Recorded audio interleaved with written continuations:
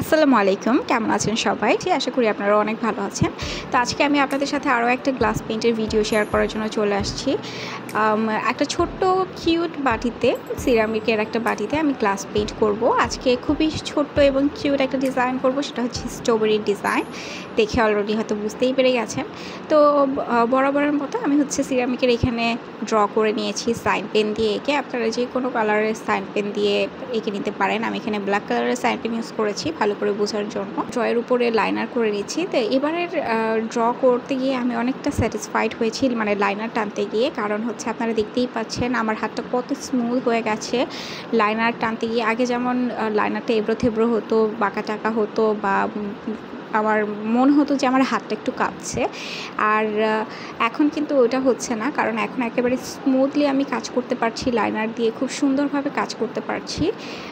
এটা হচ্ছে প্র্যাকটিসের কারণে। এই 2 দিন হচ্ছে লাইনার দিয়ে কাজ করার কারণে আমার মোটামুটি হাতটা ক্লিন হয়ে গেছে, যার কারণে দেখেন কত সুন্দরভাবে স্মুথভাবে আমি কাজটা করতে পেরেছি। হ্যাঁ, আপনারা দেখেই বুঝতে পারছেন আগের মতো খুব একটা এবড়ো থেবড়ো হয়নি এবং খুব একটা মোছারও প্রয়োজন হয়নি, কারণ খুব সুন্দর আমার হাতটা স্মুথ হয়ে গেছে কাজ করতে করতে। তো এখানে আমি 10 মিনিট ওয়েট করেছি লাইনারটা শুকানোর জন্য। তা আমি এখানে হচ্ছে লাইনারটা শুকানোর পরে আমি হচ্ছে এখানে কালার করে নিচ্ছি, রেড কালার, স্ট্রবেরিতে রেড কালার করে নিচ্ছি। আপনারা দেখবেন যে বাটিটা কাত হওয়ার কারণে আমার রঙগুলো কিন্তু নিচের দিকে জমাট হচ্ছে এবং উপরের দিকে হালকা হয়ে যাচ্ছে, কালারটা পাতলা হয়ে যাচ্ছে। এটা কিন্তু একটা শেডিংয়ের মতোও কাজ করেছে এটা। আর আপনারা যদি এরকম না চান তাহলে কিন্তু যেহেতু আমার বাটিটা আমার একটা বাটি, সো এটা আসলে সোজা করে কাজ করাটা একটু টাফ ছিল, এই কারণে আমি এরকম উপর করে রেখে তারপর কাজ করেছি।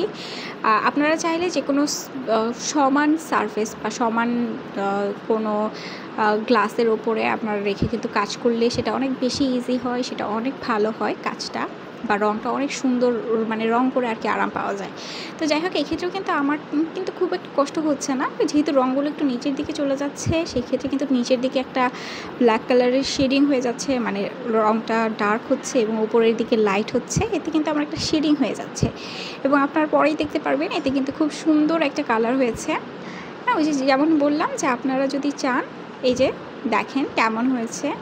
এবারের পেইন্টটা করে আমি অনেক বেশি স্যাটিসফাইড। প্রথমত আমার হচ্ছে হাতটা স্মুথ হয়েছে, দ্বিতীয়ত হচ্ছে খুব সুন্দর কিউট একটা বাটিতে কিউট একটা কালার করেছি, রং করেছি। আপনারা অবশ্যই জানাবেন কেমন হয়েছে।